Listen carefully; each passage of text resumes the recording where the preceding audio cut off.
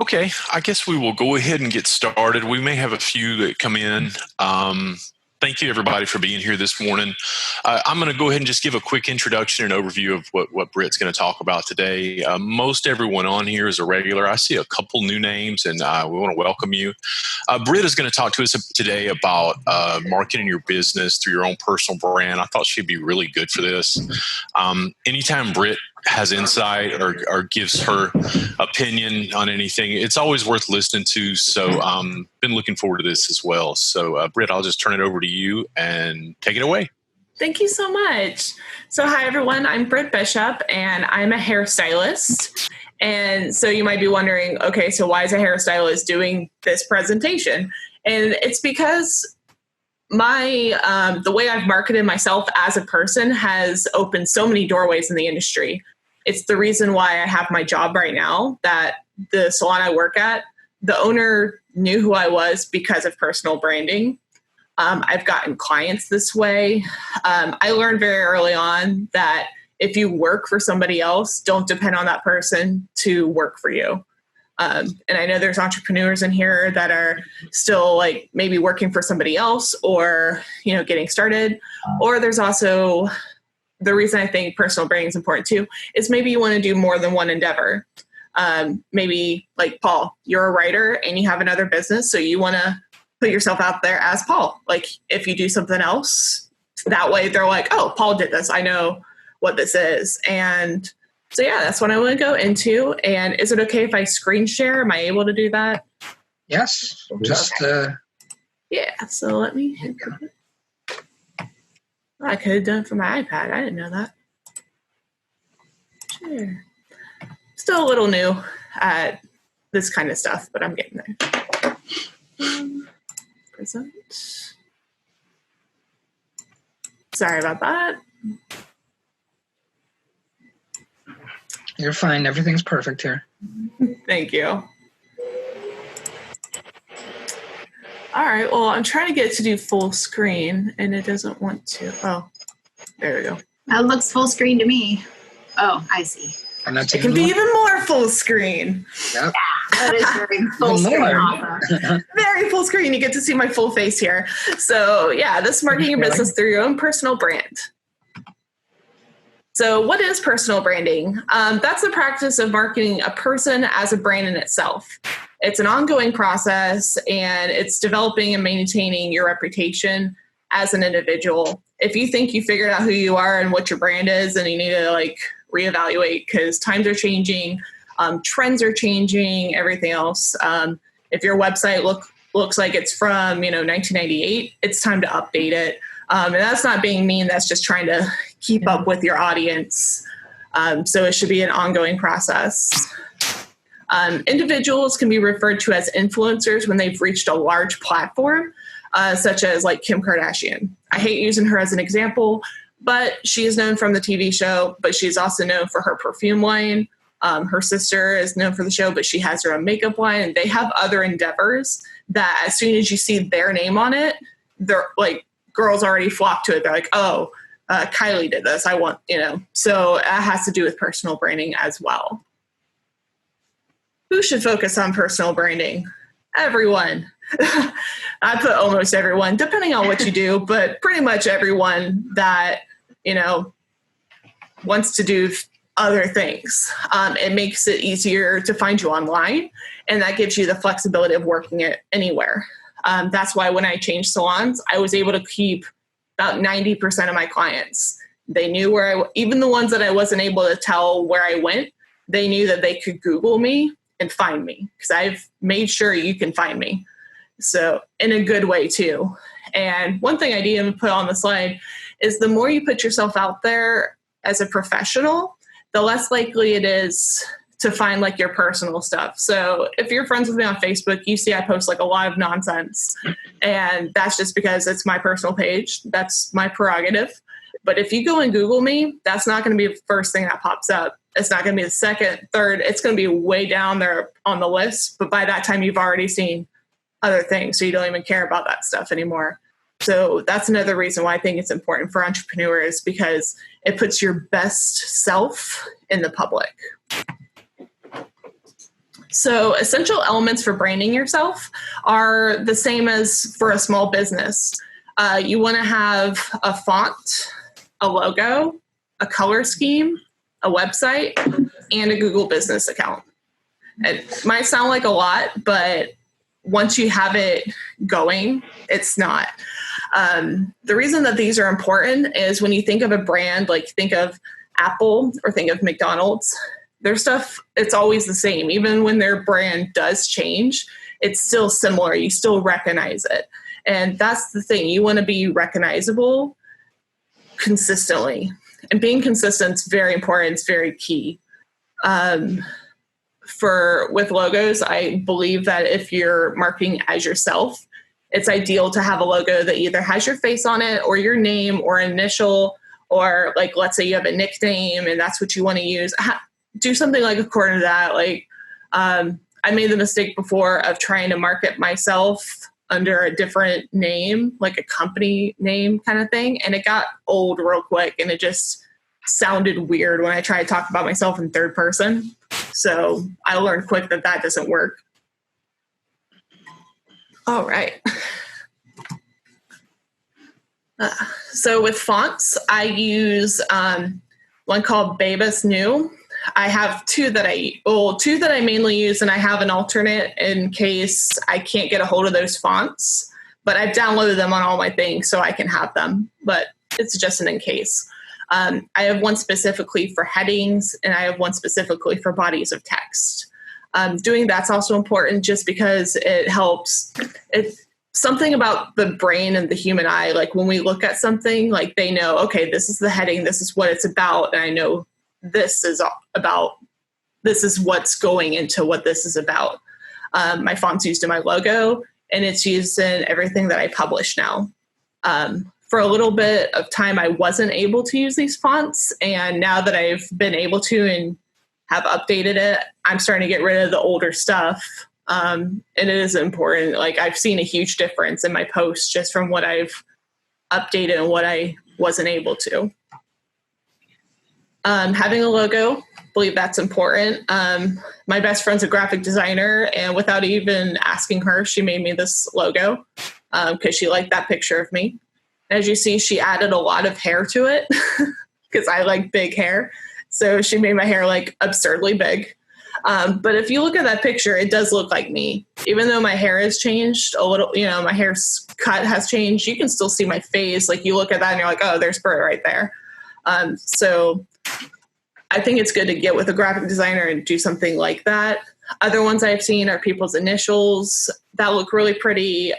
Or I've seen people like put their name and then it has like, a flower with it, or just something cohesive and simple. Britt, a quick question. Yes, sir. It says at Strong Salad Clearwater. Yes. Is that part of your, can you talk about why that? Yes. Uh-huh. I can. I have a little part on it at the end, but I can talk about it now as well. So my name on social media is Strong Salad Clearwater, and it's because the name Britt Bishop is not an uncommon name. My maiden name is Britt Cooper or Brittany Cooper. Like my parents were like, what is the most basic white girl name I can give you? And that's what they gave me. So I had to do something different. Like Britt Bishop hairstylist was already taken. Britt Bishop colorist was taken. And so I decided to go with something kind of weird. I'm a big hockey fan, and hockey has its own language in a way. And they have different words for hair. They have flow, they have lettuce, and they have salad. Salad is when your hair looks really good. And if you have a strong salad, that means your hair is really, really good. So, okay. Yeah. So with me having this name, yes, sir? Just saying I learned something about, yeah. Yeah. And with me having this name, it makes normal people ask me about it, so I get to tell that story. But it makes hockey people automatically go, this is a hockey person. I want to be in her chair. I want to talk about it, because it's just not, even though it is a common sport, it's not down here. And people like to, be with people that are similar and talk to people with similar interests. So it's been pretty cool. I'm currently trying to see if I can get like somebody from the lightning in my chair. Like I'm trying so hard on that, and it's a lot harder than it sounds because they have people they're already connected with. That's like my dream at some point soon, is to do that. All right. So another thing that's essential is a color scheme. That, like, going back to what I had said about McDonald's and a few other brands, they're always red and yellow. You always know red and yellow. You automatically think McDonald's. I decided to go with mostly a black and white color scheme, and I use like a light green as my accent color. I picked my accent color just based off of where I currently work, because we're a vegan salon, cruelty-free, and even though I'm not a vegan, I do really support products being vegan and cruelty-free, because I feel like the less we use, the better, at least for like hair products and cleaning products and stuff. There's a lot of unnecessary things in there. And so I kind of, when people see green as well, they think healthy. They also think money. There's a couple different tricks it puts in the head. So that's why I picked it as well. And the rule of thumb is you want 60% to be a primary, 30% to be your secondary, and then like 10% being that accent color. And if you've seen in my other slides, it's mostly black and white, and then I'll have like a little thing in green. That's how I've been doing it, and that's what experts have recommended. So that's why I do that. Another essential element is paying attention to the small details. It keeps your brand looking sleek, consistent, and recognizable. This is one of the biggest ones I see a lot are, Facebook, Instagram, Pinterest. They have their own colors for their logos, and that's cool for them on their app and everything else. But when you put out a business card and you want that included and you see all these different colors, it just kind of scrambles everything. It kind of, you lose your identity in that. And you are allowed to change the colors. Like, it's allowed. So it's not like you're messing with copywriting or anything like that. So I highly recommend that you try to use those logos where they are recognizable, but in your color scheme. So that way it's all cohesive. Also, having a website, super important. That, like, when you have a website, you're already popping up more than just social media as well. And it can be a place where you can put all of your stuff going in the same place. The more you're out there, you increase the likelihood of you being what I call Googleable, because you want someone to be able to find you pretty easily. And having a website is one of the best ways to do that. Usually if you're looking for something, let's say you're looking for a restaurant or salon or something, you are going to Google them first. And automatically when you see a website, they are 10 times more credible, regardless of skill or experience. As soon as somebody has a website, you're like, oh, this is serious. They know what they're doing. And the website I have is super basic. I'm actually, part of my projects right now for quarantine time is working on my website. But the one I have was from Google, and it was $12 a year. It's not expensive to get a website. And mine's pretty easy. It's brittbishop.com, because surprisingly, nobody took that one. And I was shocked. Britt, can I ask a question? This is Renee. Yes. So did you do all of your SEO work, or did you hire somebody to do that, to make sure that you like popped up when you needed to pop up online? That's all me. That's all you. All me. I tried Google Ads for 2 months and didn't see that much of an increase, to be honest. But I also wasn't paying the same amount that some bigger companies pay. So but the rest has all been me. I did work with Chihu for a month a long time ago. But what he helped me with was getting my social media cleaned up and how it should look. He talked to me a little bit about the SEO thing, and I went with things that he taught me. Wow, that's phenomenal.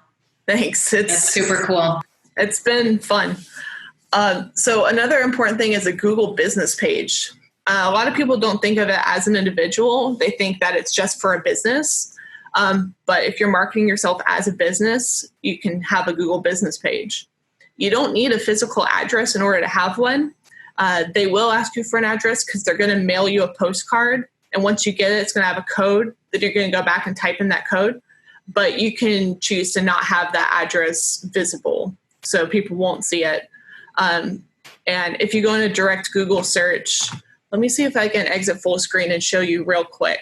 So let's say I'm going to Google and I type hairstylist. Let's see what pops up. Hairstylist near me. Yeah, that's what I meant. Show up. You're going to see a couple of different salons show up and everything. And if you look up an exact place, you're going to see this on the side here on the right. That's from a Google business page. And that's where they put everything, your reviews, your address, everything. And once you see that, it makes searching easier because it just pops up there. It also pops you up on Google Maps if you have a location set.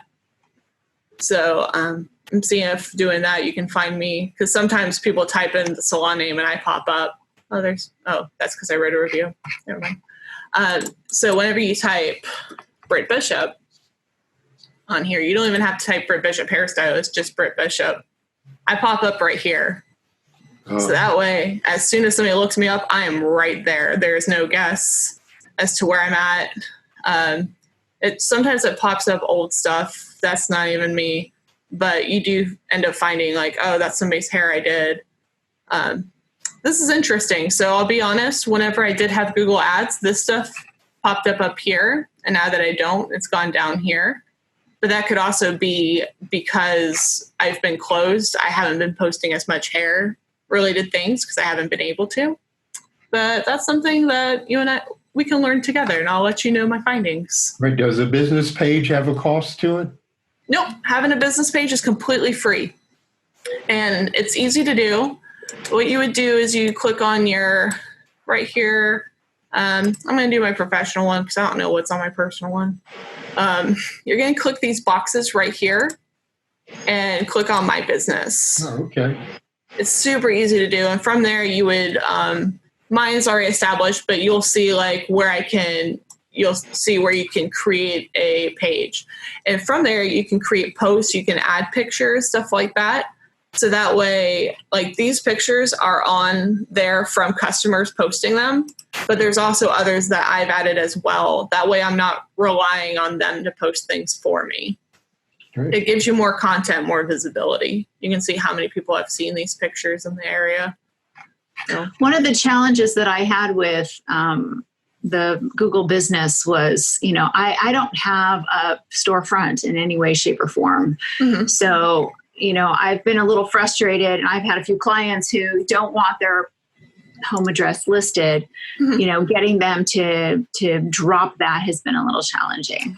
So you don't have to have your address included. Mine isn't, because I knew if I added the salon address, it was going to mess with my boss's Google business account. Right. So let me see if I can. That might be somewhere in the settings for your. Yeah, it's whenever I first made it. And see here, add new location. It's been asking me to make a location, but I don't have to. But I could go through it another time, but there is a way to do it without an address, and you would click, it'll ask you, is there a physical location or no? And you would click no, but it still asks for your address because it's going to send you a postcard with a code to type in to verify that you're real and you're not just some random person making an account for no reason. But that doesn't go anywhere. Nobody sees that. That was one of the things too. I had to share with my coworkers. I try to get them to make them as well. I think 2 of them did it. All right. Britt? Yes. I have a question. So I think I missed your instruction earlier, because when I go to my little dots up in the corner, mm-hmm. the business logo that you showed doesn't mm-hmm. appear. So what would I have to do to get that to appear up there? So let me see. Mine popped up pretty quick because I have a Google business account, I'm sure. I'm scrolling down. Maybe I see more things, and then I see even more from Google. So maybe I know when I first started, I had to click on even more. Okay. So yeah, mine pops up automatically because I have one. But I remember I had to click on more and then even more, and then I was able to get it. And then also, I believe you can actually just type in Google Business, and it should pop up too.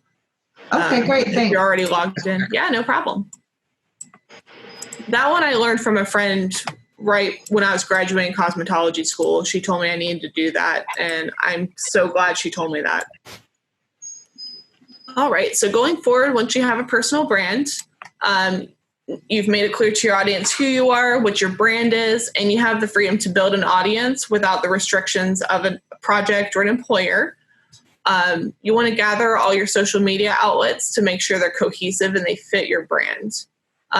You want somebody to be able to, like, if they already know you from Instagram, you want them to be able to find you on Facebook just as easily. So you want to keep your social media names very similar.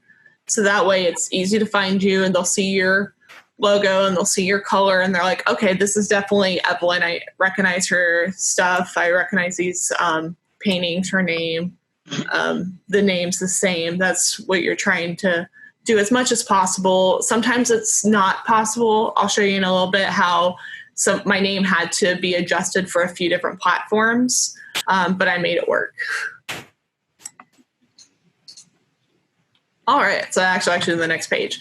So for Facebook, Instagram, Pinterest, I'm Strong Salad Clearwater. Twitter and Reddit, they don't have a long enough username space, so I changed it to Strong Salad FL, and that still works. And when people have seen that, they automatically are like, okay, this is the same person. And I make it known too on my profiles that it's me. On YouTube, I wasn't able to change it yet. I don't have enough followers, or probably any. I'm very new to doing YouTube right now. So that's just my name. The Google, you just type Britt Bishop. LinkedIn, I use my real name, Brittany Bishop. And then my website, brittbishop.com. So if anyone has any other questions, I would love to help and share. This is all kind of new for me to do a presentation online. I'm great when it comes to being in person with people because I'm a people person. When it comes to computers, I'll be honest, I'm a little nervous and, I don't know. Especially when I was doing the PowerPoint, I can't make direct eye contact with everybody. So it kind of makes it interesting. Well done. Definitely. For a person who says she's not very comfortable online, that was awesome. And the content was very impressive. Thank you. You're most welcome. I've been encouraged to create a new persona called, which is right here, in fact, No More Fear Now. Mm-hmm. And that, in my mind, the way it was originally presented to me was that would be more of a B2B persona. I later found out the person giving me the suggestion was encouraging me to actually get rid of I Deserve a Perfect Life and replace it with No More Fear Now, which is not something I want to do. And I'm finding it really difficult to be juggling both of them. Mm-hmm. What do you think? So one suggestion I have, because right now it's easy for me because I'm only working on my personal stuff. Well, I also run stuff for the salon as well, but I focus more on myself because the boss does most of the salon stuff, is I use an app called Planoly. For scheduling? Yes, I schedule posts. So I put all my calendar, like sometimes it's Monday mornings and I go from 10 till 11:30. That is my time where I schedule my posts, and I do it so I don't have to think about it later. With having two things to do, I would say schedule, more than an hour and like actually put on your calendar. All right, this is time for Paul. This is time for I Deserve a Perfect Life. And when you do it that way, you don't even have to think about oh, I need a post today. Oh, what time should I do this? Oh, I forgot to do this. If it's all done, you don't even have to think about it anymore. If you just spend a few hours on one day and just make that your business time, I think that's like the best solution for that. Yeah, there are a lot of different software packages to do that stuff out there. I think a lot of people just don't take the time to figure that out because they get overwhelmed and they're like, well, holy crap, I can't keep up on this stuff or whatever. I'm kind of the same way.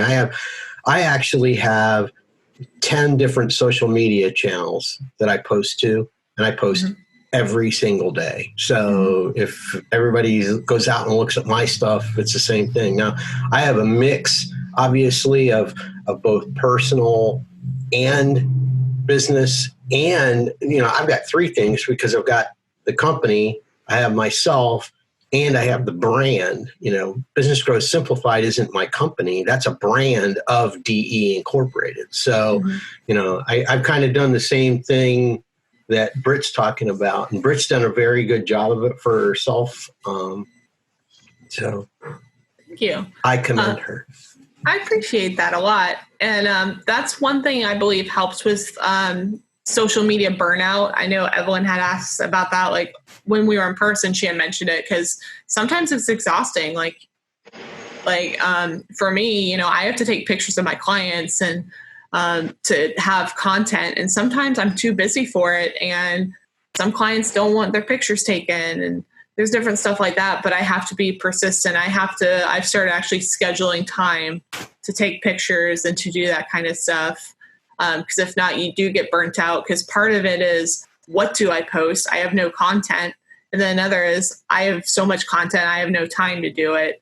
So it's finding a balance between the two and making a plan. I actually write on my schedule, like in the morning, whenever I get my book for the day, I'll see like who is scheduled for their appointments.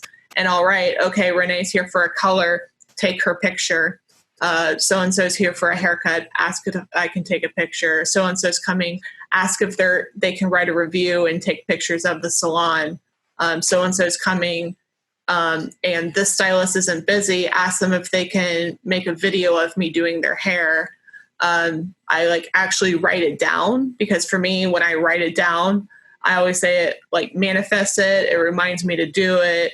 I'm more likely to do it when I write it down. So making a content calendar of what you plan on doing for the month or the week, highly suggest doing that. Cool. Yes, Renee. I have a question. How do you deal with negativity on social media? And how do you deal with the negative comments? Because this is really interesting. I heard this yesterday about why businesses choose maybe not to be on social media. And it was from a negativity slant. And I was like, oh, that's interesting. I've never thought of that. So how do you deal with that? Can I answer that for her? You can answer it, and then I have another answer. She gives them both barrels. I like her style because she's probably a lot like me. That's why. Well, it depends on what I do, but that's a great question, because it's something that actually got brought to my attention last year. I had actually gotten in trouble when I worked at Ulta because we had a receptionist who was not aware of times or anything and just not respectful. And she had given me attitude because I wasn't willing to work on my lunch break. And I posted on my personal social media about it, not even on a business page or anything. And at the time too, I used a pseudonym on Facebook. So I thought I was in the clear. And I didn't rant about it. I was just, I posted it was a meme of someone eating fast. And I was like, yeah, this is me right now. I can't even take a lunch break without being asked to work. And someone reported that to HR, and I got sat down and talked to about it. And I was told, you need to watch what you post. You need to, and I thought about it. I was like, I've posted way worse. I've gotten into fights with people. That used to be one of my pastimes, is in Facebook groups. I'd argue with people, and I realized, I said, you know what? I'm not getting anywhere this way. It's not making me look good. It's not helping what my brand. It's not, with me being an educator, it doesn't reflect well on me. So I found this website called brandyourself.com, and they do charge for it. But what they do is they look through your social media, like everything. They look you up and they say, here's all the dumb stuff you've posted. Would you like to delete it? And you go through, and I did. I went through and I deleted a lot of stuff.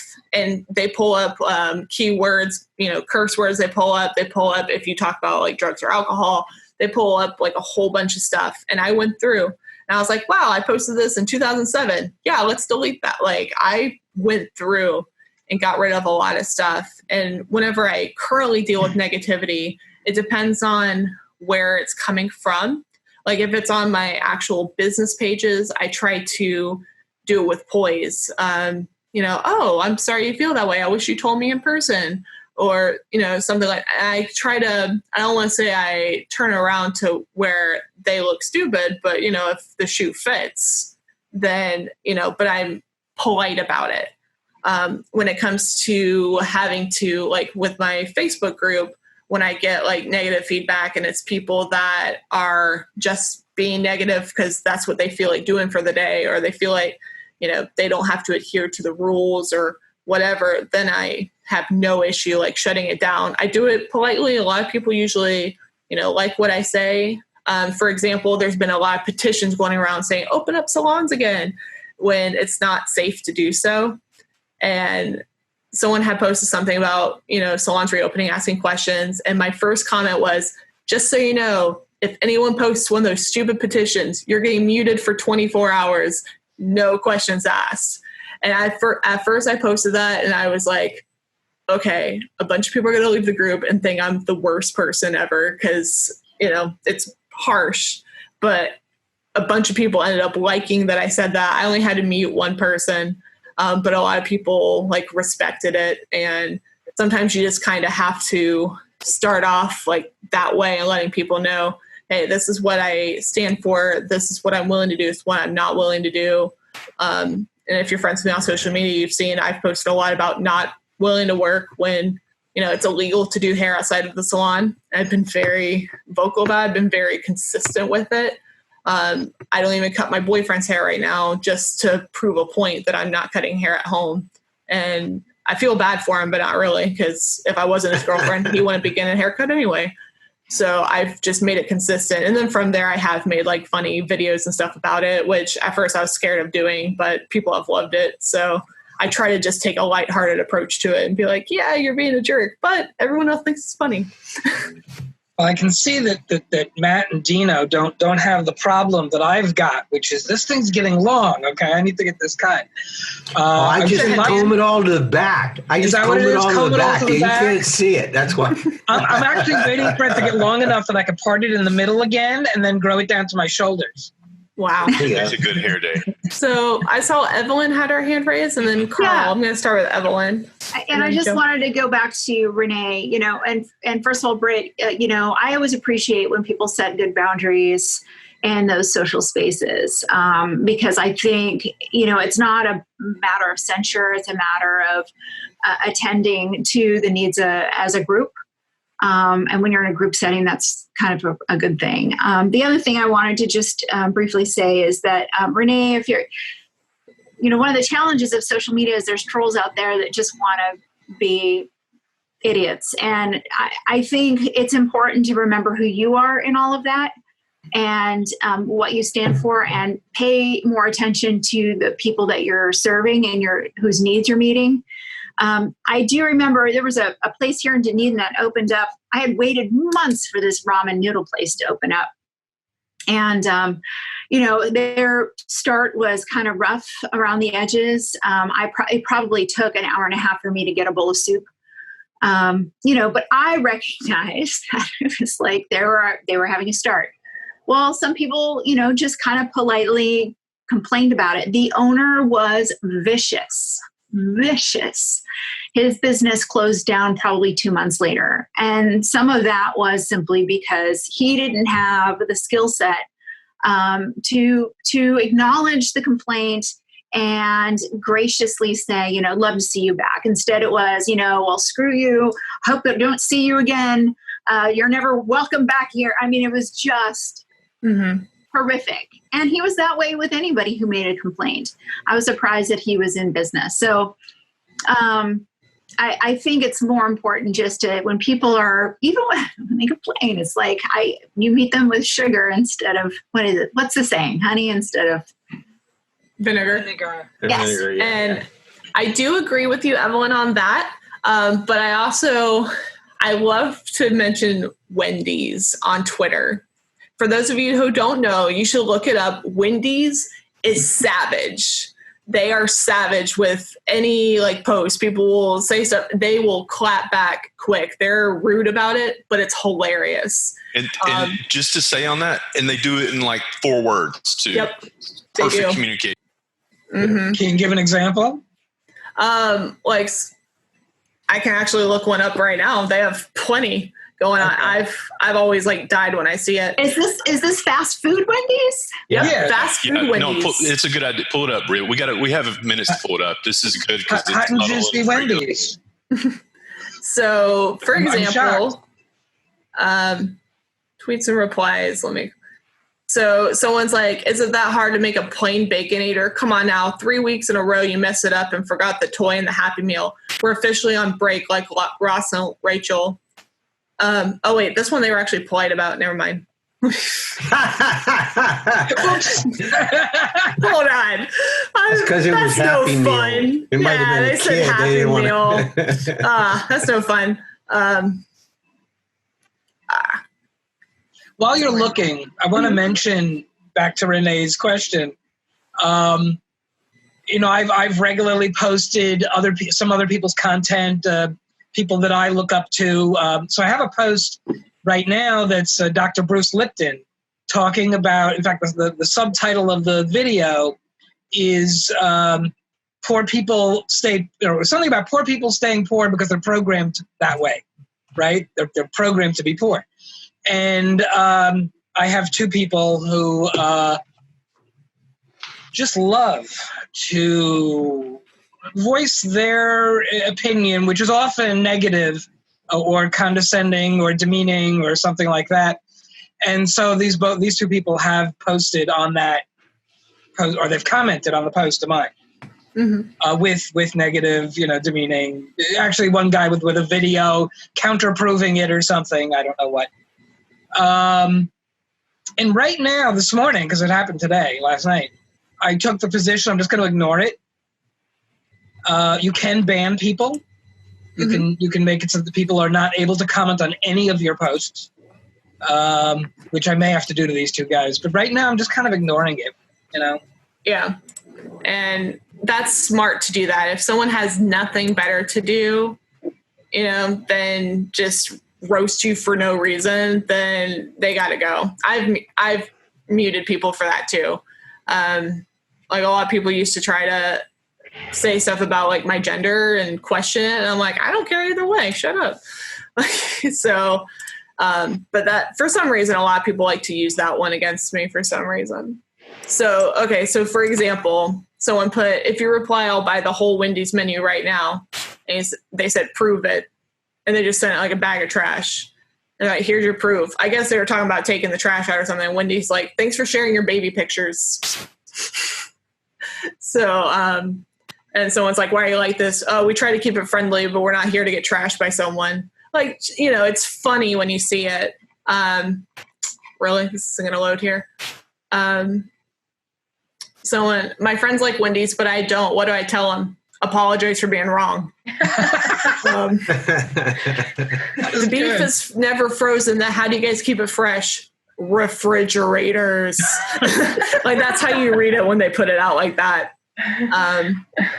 What's Subway good at? Underground transportation. They just, when it comes to another fast food restaurant, they have no problem shutting them down and stuff.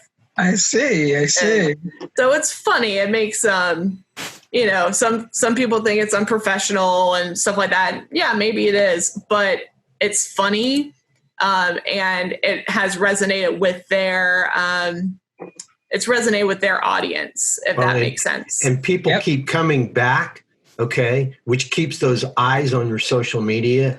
You know, so if you've got tons of that stuff and then you're running, you don't want to be if the only thing you're doing is promoting yourself on your social media channel, people tune out immediately. But if you have that kind of stuff, people are coming back because they're being entertained. And then you put an ad in there, okay?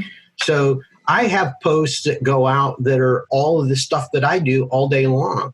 There's only one, maybe two posts at the most that ever go out during the course of a day that have anything to do with, you know, services that I provide. I'm providing good information, and as a part of what it is I'm providing, that keep people coming back because they say, well, Dino's a thought leader. He really understands this stuff, and he's going to be posting things that are current and that are important to, you know, small business owners. So I want to watch that. That's how you try and develop that personal brand. So exactly. It's just be mindful of your audience. Yes, Joan. I'm sorry. I know Carl had his hand up too. I just was wondering if you would repeat the name of that website where you check the brand. Brandyourself.com. Now let me make sure I gave it to you right, because I'm pretty sure. Oh, I wrote down brand me before. No, it's brand yourself. Maybe because I said yourself, you're thinking, oh, me. Yeah, brandyourself.com is what it is. I originally saw it on Shark Tank, and I was like, oh, I'll give it a try, and it helped a lot. It cleaned me up a lot. Wow. And Carl, I saw you had your hand up. Sorry, Paul. I'll get to sorry I came in late. I was just, you know, I guess the question was like people that don't have social media presence. There are people that are way more savvy and better at this stuff than anybody can be. And they will find you and post negative stuff about you on some platform. So I have social media just as a way to do it so I can monitor, you know, any bad things or good things or whatever about me. But if I don't have that, I would just feel that you're going to get it anyway, one way or the other. There is some platform where you're going to get it. And if you don't have the avenue to watch for that stuff, you're going to have stuff being said about you that you don't know. Exactly. At least you can have some control. Like if you go on Yelp, if you look up a business, sometimes you'll see one that says claim this business with a question mark. That means the owners haven't proved that they own it.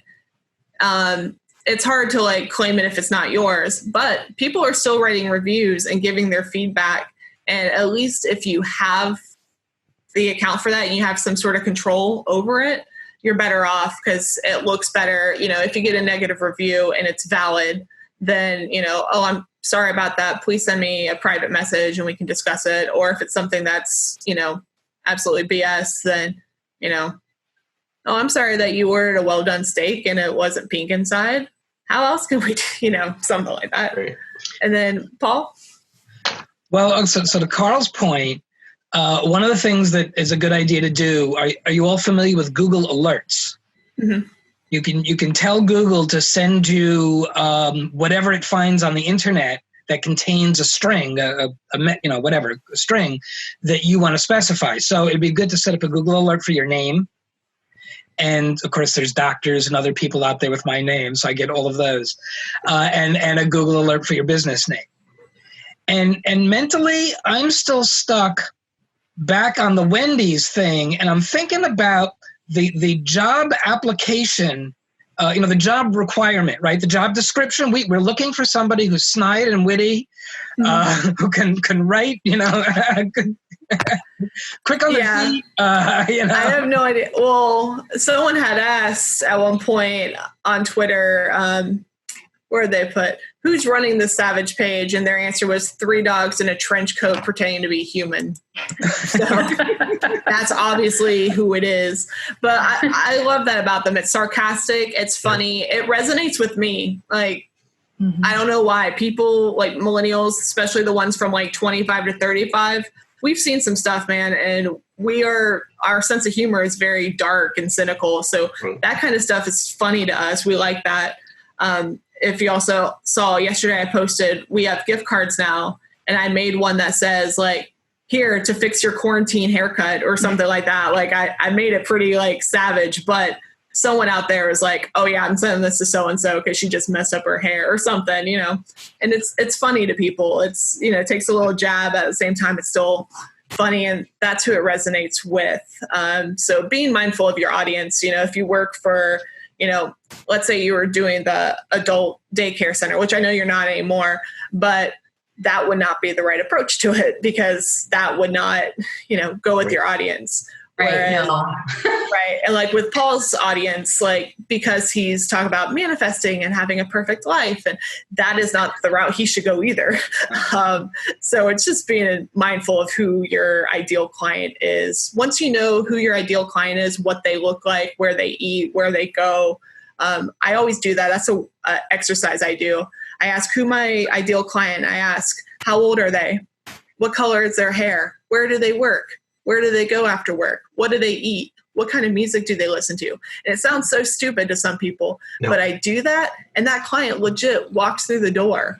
That happens. And it gets me also just thinking, okay, this person's in a craft beer bar. I should be there too. I should go there with cards. Like, it just kind of keeps going like that. What Britt's talking about are what we call marketing personas. Okay.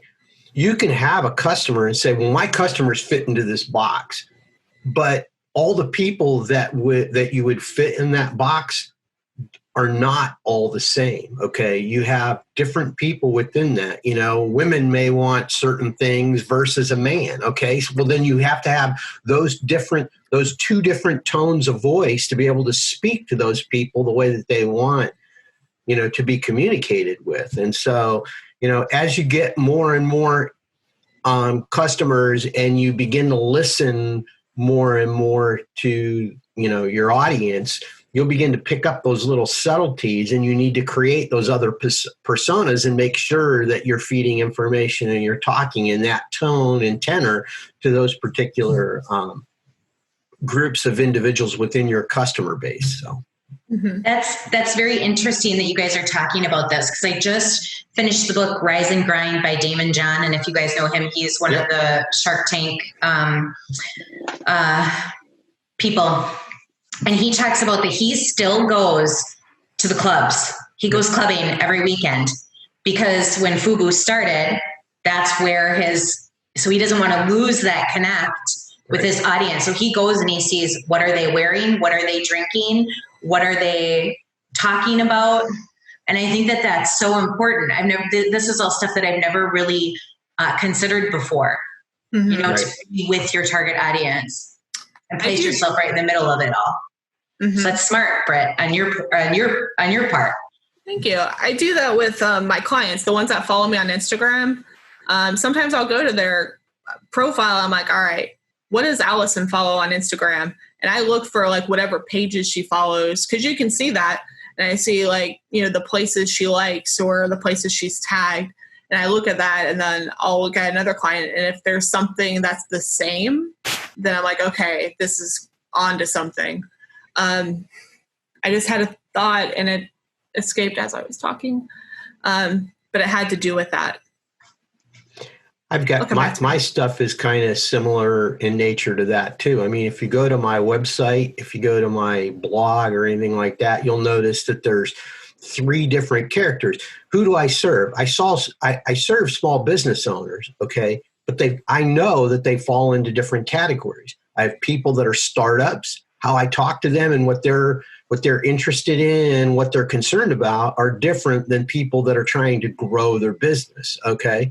And people that are trying to exit, okay, or retire from their business are different than that. So I've got to talk to that audience as well. What about if you're trying to sell your business? So if you see, I've got 4, 5, 6 different categories, and guess what? All of the things that I have for each one of those is different, and I have to speak to what it is that they've got, or I'm not going to resonate with what they're hearing. And these are the subtleties that make the difference between a successful and a business that's not going to be successful. So, you know, and these are the things that complicate as you get bigger, your marketing and, you know, well, why do we need to hire somebody to do marketing? Because you don't have time to talk to 4 or 5 different audiences all the time. I mean, how do you do that? You can't. So right, it's a full-time job in itself. Yep. And bye, Amanda. But thanks for coming in. I appreciate it. Another thing I did think about, the one that escaped me, that came back to me, is on social media, especially the ones where you follow things. So Instagram, Twitter. A lot of people make the mistake of following similar businesses. So like a lot of hairstylists, they follow other hairstylists, and that's telling the algorithm that you're for other hairstylists. So local people aren't seeing your posts. If you're a B2B, then yeah, you do want to follow whatever business you're looking for. But if you follow too many of those, Instagram is a computer and it thinks, okay, this is what they are looking for. This is who's looking for them. So I've made sure that the accounts that I follow are mostly, I do follow the stylists I work with, because that's polite. And then I follow like Clearwater Beach is awesome, Clearwater Beach Daily, Tampa Bay Times. I try to follow all those, Tampa Bay Lightning. Anything that's local is what I follow. And those are what I comment on and like and stuff the most, because that brings me more to the public, to my local audience. And whenever you are posting, you do want to tag a location so people see where you're at. But you don't necessarily want to tag your business as the location. You can occasionally, depending on what you're doing, but always tag another location that's like busy. So I can tag Clearwater Beach. That gives you a way broader audience than Solana Miliani. Or if I check in at the airport, which I've done that before, gives way more people. And whatever you do, like you can click on a location and go through that feed. You'll see what posts are in there. And I like to look at a location and see our hair posts popping up. So sometimes I'll check in Oldsmar. Sometimes I'll do it in Palm Harbor. Sometimes I'll do Clearwater. It kind of just depends. I'll look first at what posts I'm seeing at the time. That's a little bit to do with what I talked about today. I thought it was important. So you can check in locations without you physically being there? Yeah. Yeah, on Instagram you can do that. I recommend doing something that's like local though, like not something crazy. But yeah, you can do that. It doesn't say anything about your GPS. It will automatically like try to tell you stuff that are nearby naturally, but you can type in whatever you want. I think you can check in from the moon actually if you want to. And then Joan, you had a question? Yeah, it's off social media. It's back sort of to the beginning. Mm-hmm. We're trying to determine the right name or the brand for my business. I've had the same name for many years, and I discovered after moving here from Illinois that somebody else has that same name, not too awfully far away, and they're actually on the Florida Biz website, the list. Mm-hmm. So I've looked for another one, and what I'm hearing from you, it sounds like I should be using my name instead. But I guess I'm not altogether comfortable with that. I want to be able to identify something about the essence of my work. Yeah, and that makes sense. My thing was just going towards like the social media handles, because when you click on Strong Salad Clearwater and go to my Instagram, it does say Britt Bishop hairstylist. Like that's all there. That's my name. It just gives something. It's just something a little different. So if you want to keep it still with your name, maybe with your handles, I would look into something like you can do like something that has to go with it. So like your last name being, is it pronounced Weisberg? Yeah.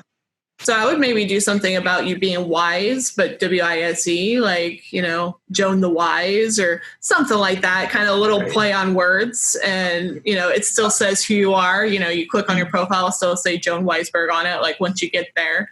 Mine is kind of the same way like that, Britt. I mean, so if you go to my Twitter handle is Revenue Mechanic. because that's what it is that I do. It's not denoelitis, but I mean, just like Britt said, you see denoelitis as a part of that, Mm-hmm. and so. Right. Well, I was just thinking I did come up with a new name. Okay. And I checked it out, and somebody far away uses it on one of their social media sites for doing something completely different than what I do. And it really does describe the essence of my work. It's my old name was Pathways to Wellbeing. Mm-hmm. And this new name is Mindful Explorer. Okay. And so what I'm wondering is maybe instead of just using Mindful Explorer, I attach my name to that somehow too. I mean, if you're trying to brand yourself and that's like the name, you can keep it as Mindful Explorer. Right. I was just talking about like social media handles, and that's a great name. But like, see if on Instagram, if that's been taken, and if it has, maybe, Mindful Explorer _ something like that or even Mindful Explorer Florida, or something to keep it just where you're at and just differentiate yourself in that way. Okay. So it's not a problem if somebody else is using Mindful Explorer if I just add a little something different to it. Not a problem at all. Not a problem at all, especially if it's not even the same industry or anything like that, and they're far enough away. It's not like okay. So like, you can't open up a business called like McDonald's hot dog stand. Like, they're gonna sue you. But if there's a place in California, like a restaurant called like Strong Salad or something, like, we're not even close to the same thing. So it's not even a competition. There's actually there's a YouTuber that does hockey hair videos, and he has a whole platform of Strong Salads. So the name Strong Salad on Instagram was already taken because of him. So he and I get each other stuff a lot, but we do different things. So he ain't mad, I ain't mad. We aren't mad at each other, but so Michael, did you have a question, or I saw your hand kind of do a thing. No. Just exercising. Just exercising, yeah. Well, I know he talks with his hands too, so that, yeah. All right. Well, I think that's all I had. Unless anyone else had any questions, we can do whatever. This was great, Britt. Thank you so much. Very good. Your knowledge is unbelievable. Thank you. Thank you very much. Yeah. Thanks. Yeah, Britt, you did a great job. I'll just kind of just say real quick, one thing that I took away from it is you talked about back at the beginning about how you leverage hockey, mm-hmm. and it's like your thing. And I know for me, taking that away, I need to think about like what a common language is that's kind of the casual thing.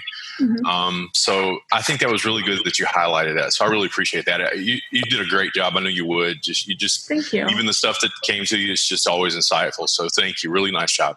Thank you. And funny enough, like, I do try to keep that consistent too, because sometimes you lose sight of it. Like, I focus so much on hair, I forget the hockey stuff. But one time I took my boyfriend's hockey stick and went into work, and the little pucks, like with the pomades and stuff like that, I took pictures like with the stick touching it. I wrote like my Instagram like on the stick, like I wrapped it in tape. And so like I've tried to do kind of stuff like that too. So if you have like a niche or an interest like that, it's cool to kind of put them together like that. Cool. All right. Yeah, I guess I'll go ahead and close us out. I don't think we had any other questions. Thank you for being here today. We're still working on the topic we're going to have next week. I will hand it over to Michael and let him close us out. Matt? Yes. Yeah. Actually, thank you. Yeah, we did have some time. Yeah, Kathy and I talked earlier in the week. She's looping back to us. Got to give her a few minutes to talk about just some small business that we had. I believe it was 2 weeks ago. Correct me if I'm wrong, Kathy. So yeah, let me give you the floor for just a second. Let you just run through that for us. Thank you.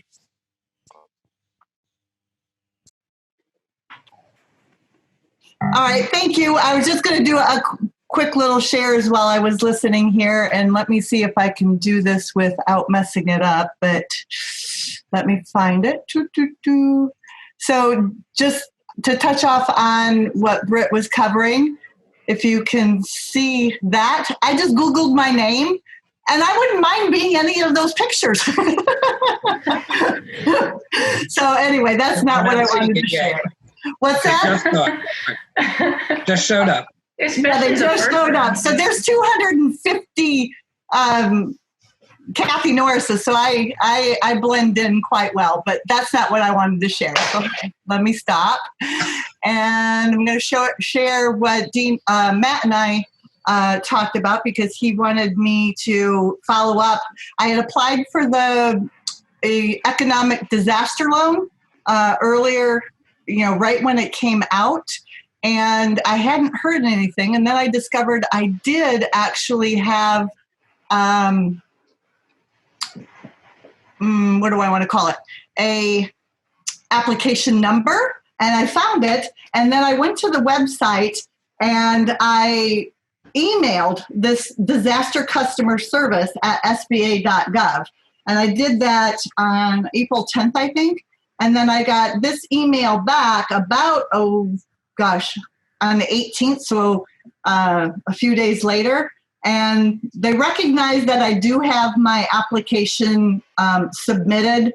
However, the money isn't there yet and things like that. So the good thing is I didn't want to call on the phone and just sit there forever. So I used this email address. So if anybody had applied and hadn't heard yet, you also might want to check in via email. So it confirms that they are in process still.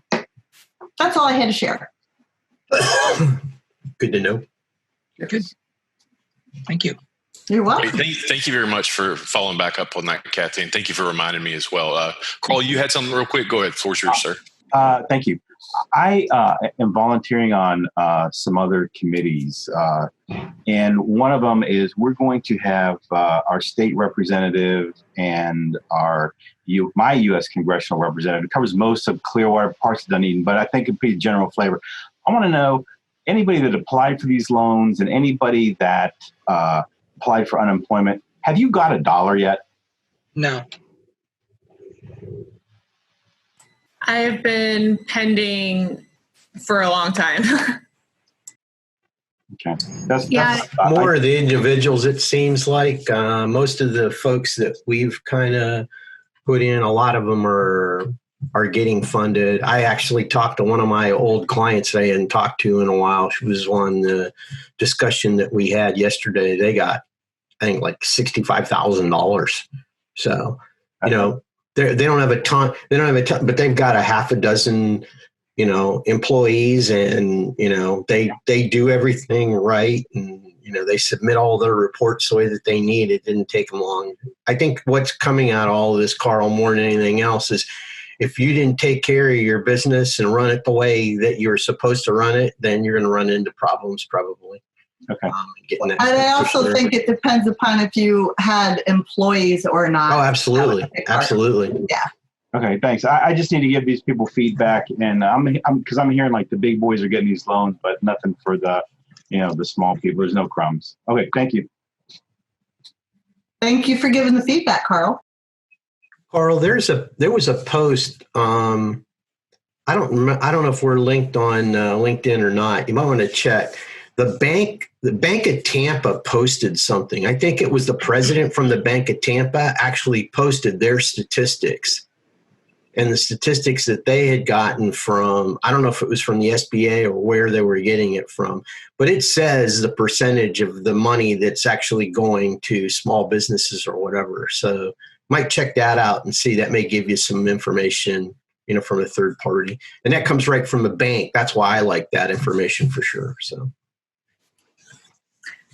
Just a little heads up, by the way, I get cyber security news on a daily basis. And one of the articles that came out yesterday was that nearly 8,000 loan applicants were exposed on the SBA website, putting in for loan applications.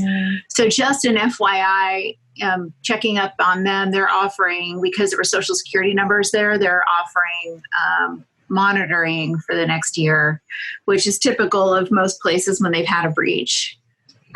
It's super frustrating, that, all these things are in place and things aren't being cared for in a way that protects all of our data. So.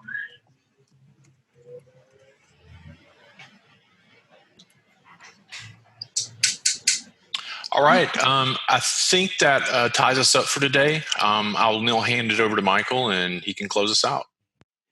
It would be nice just to do a check-in, what's your business and how's it going during this craziness we've got going?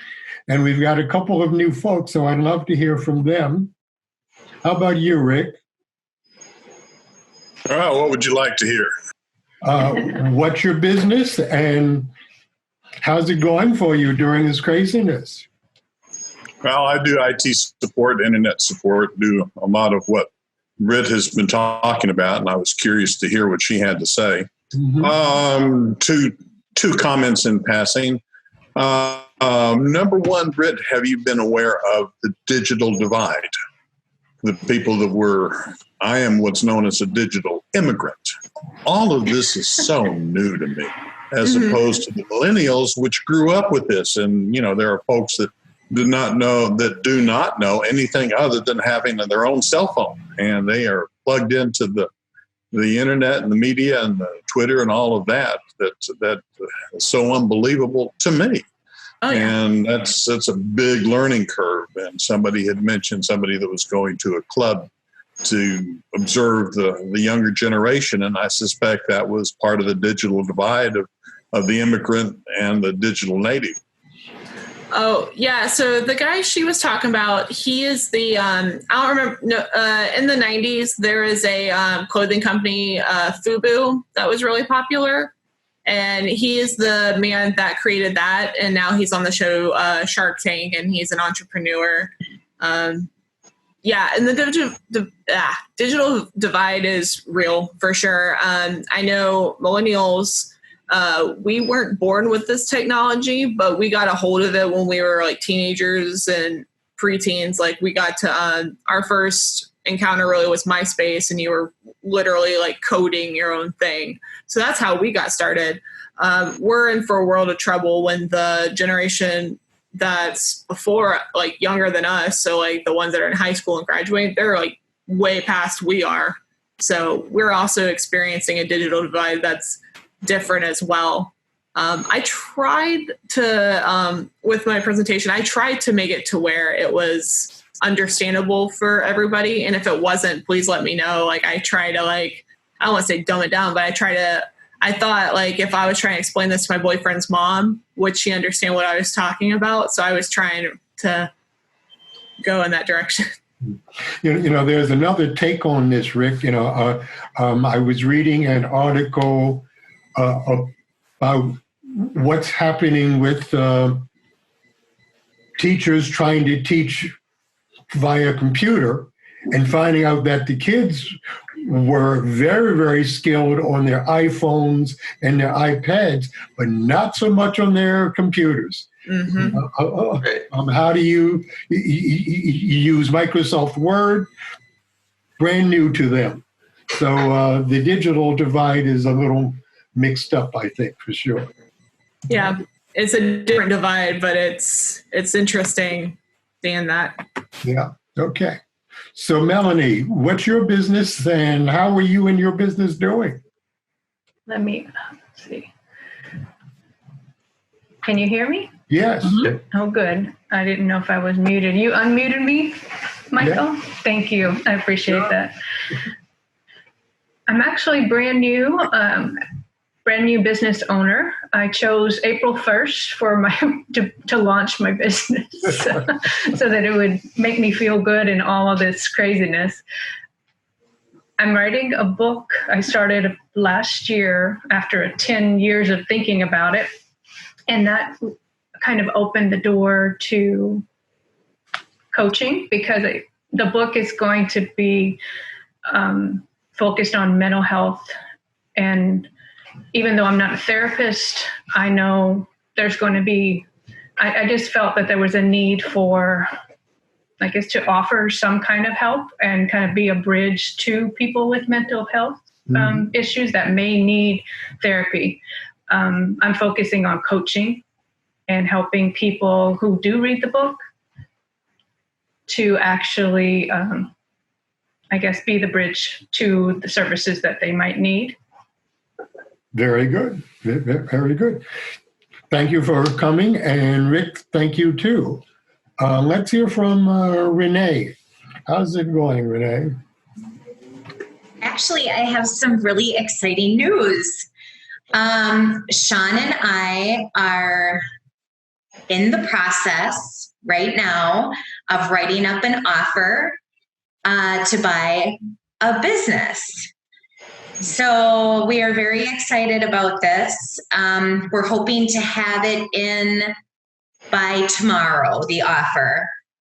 So I have to say, I could have not done this without Paul, without Dino, without our business broker and our SBA loan person, whatever you call them.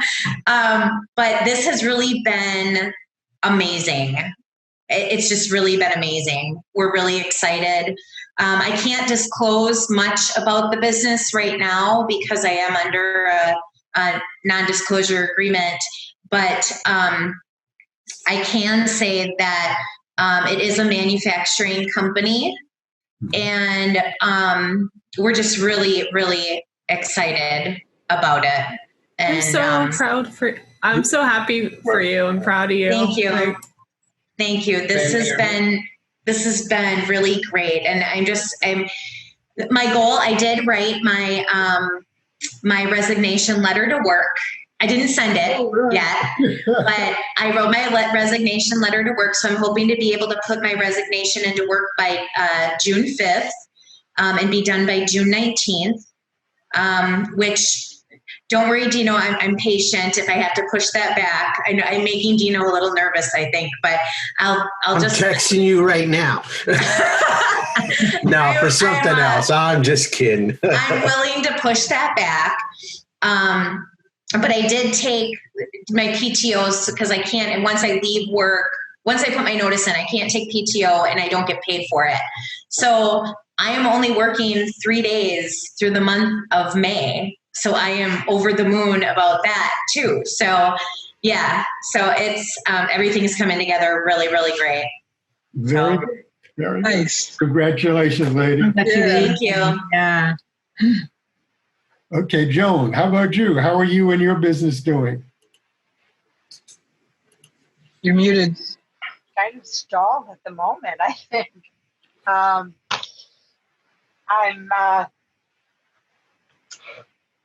shifting. I can't work on clients directly right now.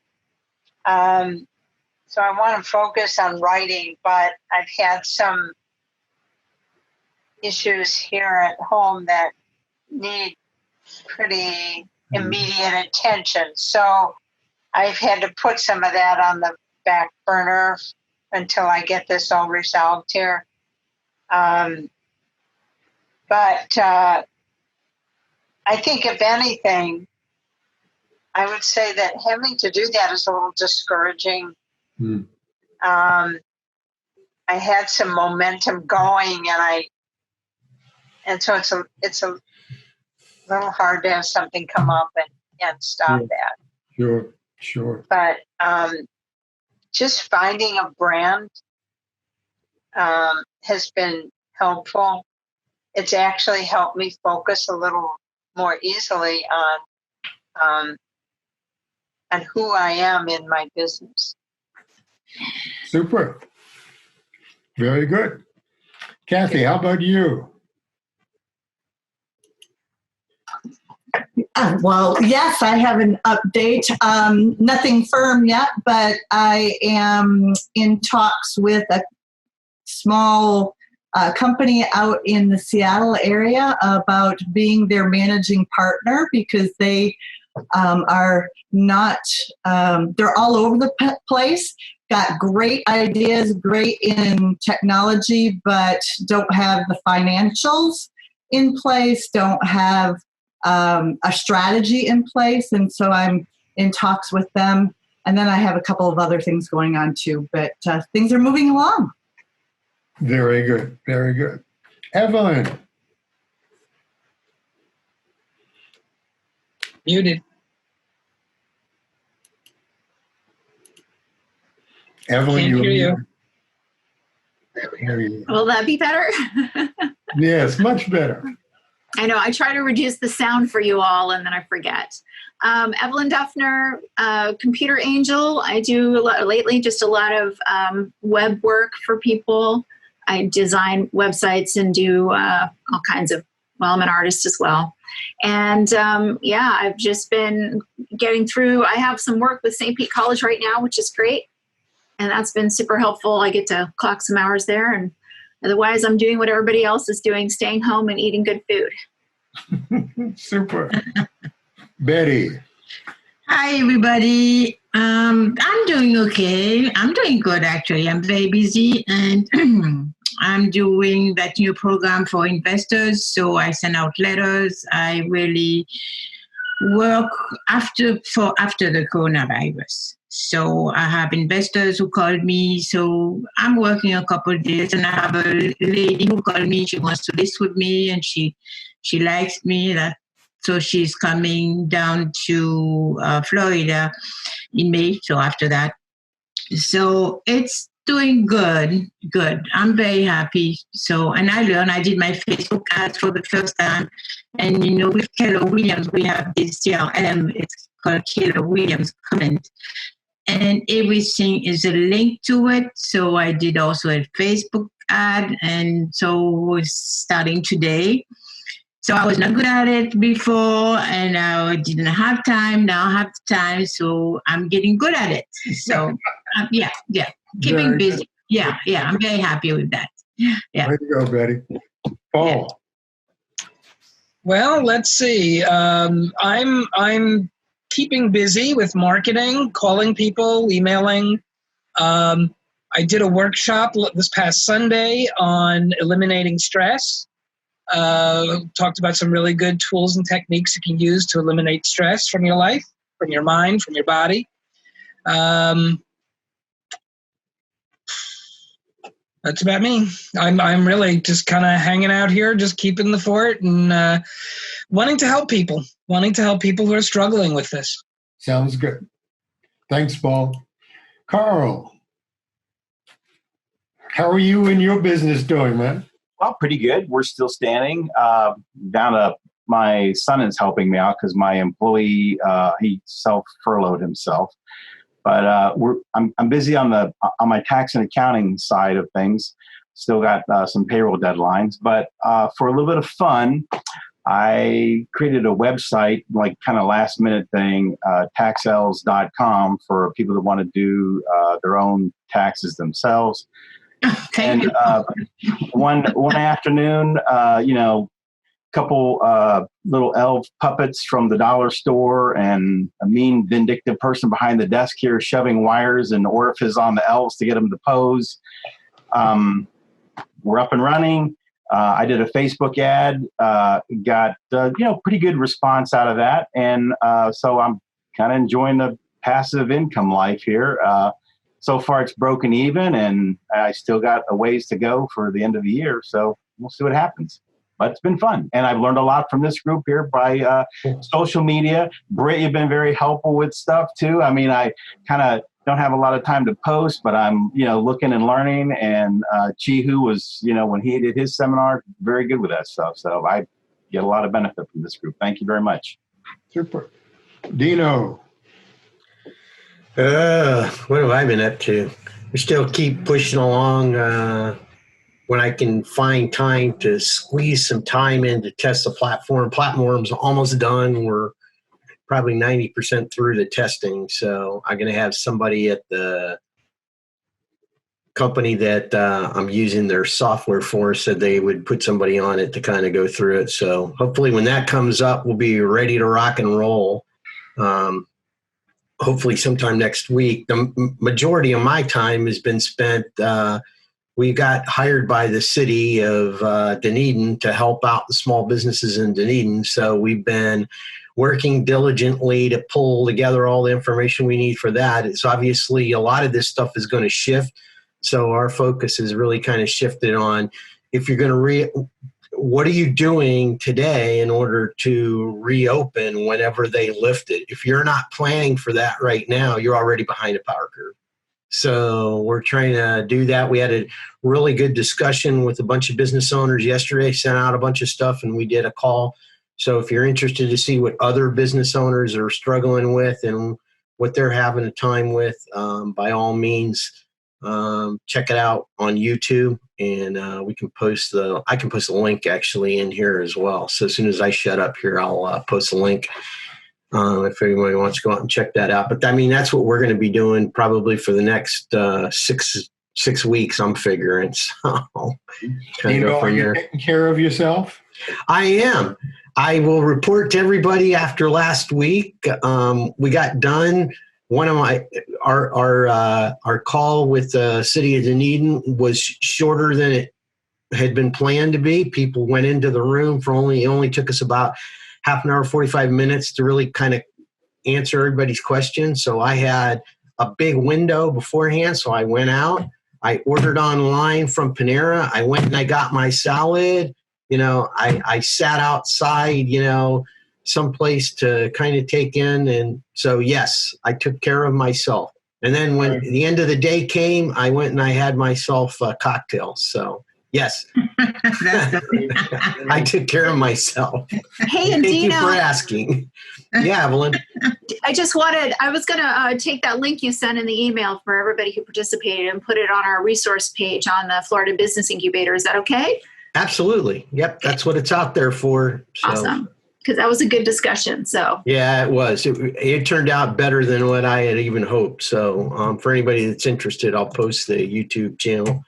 That's the YouTube video that we recorded yesterday from that discussion. So. Okay. How about you, Matt?